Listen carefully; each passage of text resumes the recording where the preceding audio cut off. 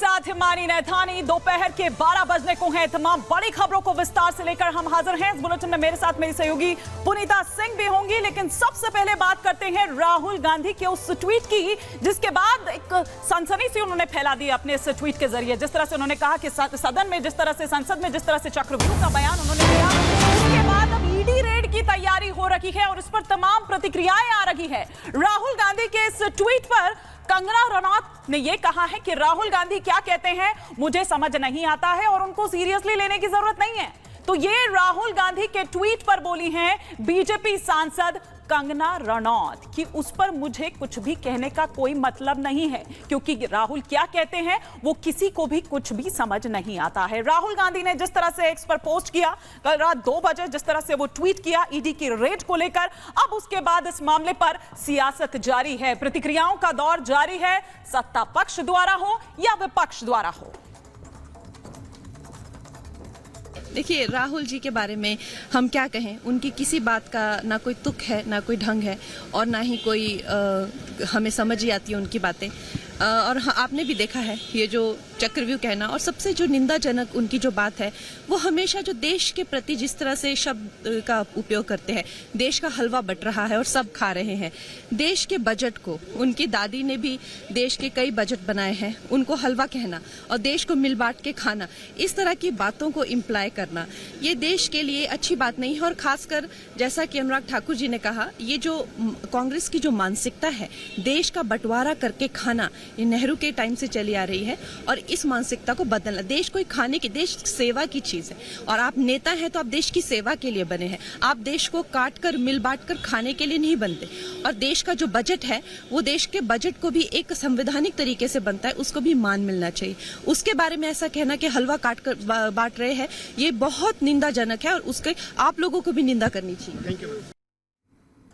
तो राहुल गांधी के ईडी वाले ट्वीट के बाद घमासान शुरू हो चुका है। लगातार बीजेपी पलटवार कर रही है। कंगना रनौत के बाद गिरिराज सिंह ने भी हमला बोला है और ये कहा है कि राहुल गांधी झूठ बोल रहे हैं। और ये पूछा गया कि बताएं आखिर किस अधिकारी ने आपको फोन किया है। आपको बता दें कि राहुल गांधी ने ट्वीट के जरिए ये कहा था कि एक ईडी के अधिकारी जो मेरे सूत्र हैं उनसे ये जानकारी मिली है कि मेरे खिलाफ ईडी की एक्शन की प्लानिंग हो रही है, जिसके बाद अब लगातार बीजेपी सवाल पूछ रही है और ये पूछ रही है कि बताइए कि आखिर किस आधार पर राहुल गांधी ने ये बयान दिया है। गिरिराज सिंह ने क्या कुछ कहा है वो आपको सुनवाते हैं।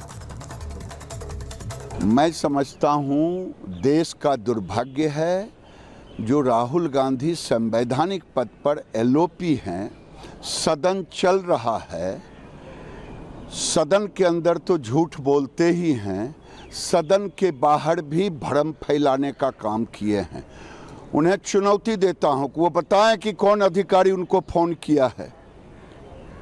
ये शर्मिंदित हैं, दुनिया से जात का पूछते, अपना जात बचाने से भाग रहे हैं। ये शर्मिंदित होकर के दुनिया में भ्रम फैलाने का काम, इससे बड़ा झूठा कोई आज तक एलओपी नहीं पैदा लिया है। संवैधानिक पद पर बैठा व्यक्ति, हाउस चल रहा है, उसके बाद ऐसा झूठ बोलना। तो नेता प्रतिपक्ष झूठ बोल रहे हैं, ये कहना है गिरिराज सिंह का। लेकिन राहुल के ईडी वाले बयान पर राम गोपाल यादव ने क्या कुछ कहा है। उन्होंने कहा कि राहुल के साथ जनता है, उनका कोई कुछ नहीं कर सकता। सुनिए और क्या कुछ कह रहे हैं राम गोपाल यादव।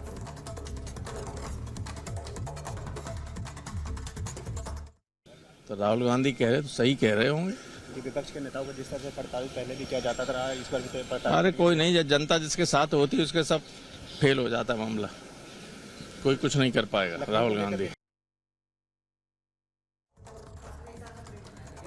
तो राहुल गांधी का वो ट्वीट हमने आपको दिखाया और साथ ही साथ राम गोपाल यादव को आप यहां पर सुन रहे हैं। देखिए, जो उनके सहयोगी हैं या जो INDIA ब्लॉक के जो भी उनके सहयोगी हैं वो उनके इस ट्वीट का समर्थन करते हुए नजर आ रहे हैं। तो सत्ता पक्ष की अगर हम बात करें, फिर चाहे वो बीजेपी सांसद कंगना रनौत की हम बात करें या फिर गिरिराज सिंह को आप थोड़ी देर पहले बात कर रहे थे, उन्होंने कहा कि बताएं राहुल गांधी कि आखिर किस अधिकारी ने उन्हें फोन किया है जो अपने इस तरह की बातें करके, इस तरह के ट्वीट कर वो सनसनी फैला देते हैं।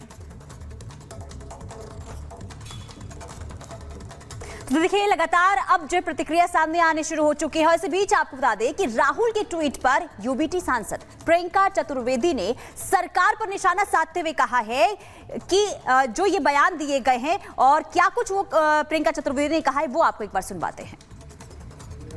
उनको ये जानकारी मिल रही है कि ईडी के ऑफिशियल्स फिर से उनके यहाँ पे छापा दे सकते हैं, तो वो यही है जब जब सरकार डरती है ईडी, आईटी और सीबीआई को आगे करती है।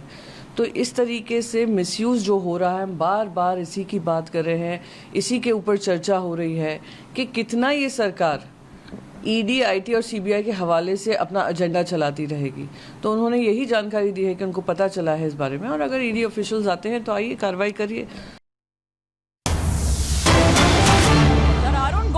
राहुल गांधी पर पलटवार। उन्होंने कहा कि ऐसी जानकारी उनके पास आती कहां से है, उन्हें ये बताना चाहिए। तो देखिए अब किस तरह से जो सियासत है वो इस पर छिड़ गई है। जिन 6 लोगों को लेकर टारगेट किया गया, उन 6 लोगों में 6 लोगों के चक्रव्यूह में पूरा देश फंसा हुआ है। ये संसद में, ये सदन के भीतर दरअसल कहते हुए राहुल गांधी नजर आए थे और फिर खुद ही इसको ट्वीट कर ये कहते हैं कि अब इसके बाद उनके खिलाफ ईडी की जो रेड की तैयारी है वो दरअसल हो रही है। बाकायदा उनसे ये पूछा जा रहा है, सत्ता पक्ष ये सवाल पूछ रहा है, उनके तमाम जो सांसद हैं वो ये सवाल पूछ रहे हैं कि बताइए भैया किस अधिकारी ने आपको फोन किया है। पता नहीं भाई, उनकी सूचनाएं कहां से आती हैं मुझे नहीं पता इस बारे में। वो ईडी जाने और वो जाने उनकी क्या होगा मुझे नहीं पता। मैं इस बारे में कोई कमेंट नहीं कर सकता। पता नहीं भाई, उनकी सूचनाएं कहां से आती हैं मुझे नहीं पता इस बारे में। वो ईडी जाने और वो जाने उनकी क्या होगा मुझे नहीं पता। मैं इस बारे में कोई कमेंट नहीं कर सकता। और आइए अब आगे बढ़ते हैं, अब बात करते हैं अयोध्या में जिस नाबालिग के साथ गैंगरेप हुआ है उसके बाद किस तरह से पूरे उत्तर प्रदेश में यह शोर सुनाई दे रहा है। लेकिन अगर कोई चुप्पी साधे हुए हैं तो वो है समाजवादी पार्टी के नेता, फिर चाहे वो अखिलेश यादव हो, डिंपल यादव हो या फिर खुद अवधेश प्रसाद ही क्यों ना हो। आखिर क्यों चुप्पी साधे हुए हैं? कुछ नजर नहीं आता है कि उनकी पार्टी उन पर कोई एक्शन लेते हुए भी नजर आ रही है। एक रिपोर्ट के जरिए हम आपको दिखाते हैं।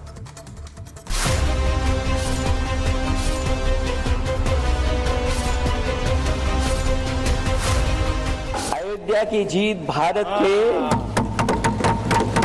परिपक्व मतदाता की लोकतांत्रिक समझ की जीत है। लोकतंत्र रक्षक सेनानी ये खड़े हमारे साथ, अवधेश जी, राजा अयोध्या। अयोध्या की जनता का दुख दर्द आपने भी समय समय पर देखा होगा। अयोध्या अयोध्या अयोध्या अयोध्या जीत समाजवादी पार्टी के अध्यक्ष अखिलेश यादव के सर चढ़कर ऐसी बोली कि रिजल्ट के कई दिन बाद भी अयोध्या का नाम जुबान से नहीं उतरा था।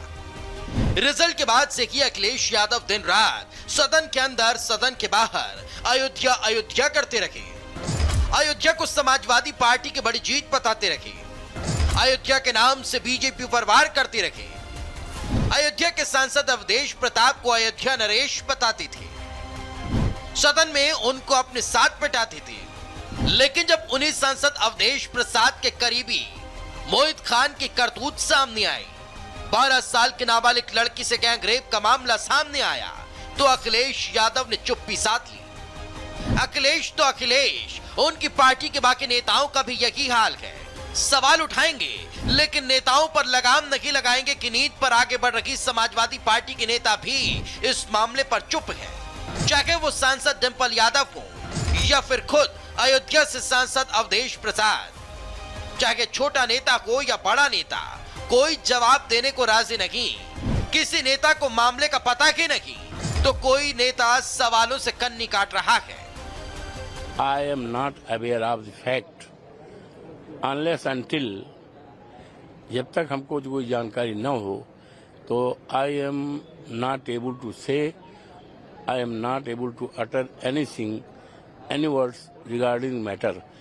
अब हम जानकारी ले लेंगे तब कोई बात आपसे बता पाएंगे। मुझे इस घटना के बारे में पता नहीं है, इस बात का हम संज्ञान लेंगे और जो आप कह रहे हैं, और मैं समझती हूँ उत्तर प्रदेश में लगातार महिलाओं के साथ अपराध बढ़ रहे हैं और खाली ये एक घटना नहीं है, न जाने कितनी सैकड़ों ऐसी घटनाएं हो रही हैं और जिस तरह आप बता रहे हैं इसका हम संज्ञान लेंगे। मुझे पता नहीं है बिकॉज मैं दिल्ली में हूँ, तो अगर अकाउंटेबिलिटी किसी की सेट होती है तो उस पर एक्शन लिया जाएगा। समाजवादी पार्टी के इसी रवैये को देखकर उत्तर प्रदेश के मुख्यमंत्री योगी आदित्यनाथ ने करारा जवाब दिया।